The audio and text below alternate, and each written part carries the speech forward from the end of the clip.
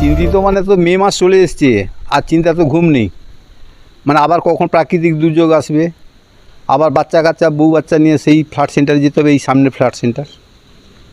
এইরকম অবস্থা আমাদের দিন গুনছি। কিছু হলে এখানে চলে আসেন? এখানে চলে আসছি একবারে, এবং সরকারি ব্যবস্থাপনা খুব ভালোই রাখে।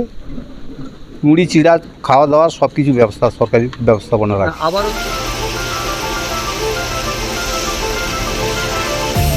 দেখুন, আমাদের প্রায় ব্লকের সবগুলো ফ্ল্যাট সেন্টার এখন অ্যাক্টিভ। এই মুহূর্তে আমরা দেবনগর ফ্ল্যাট সেন্টারে এসেছি, মানে এটাকে দেখার জন্য।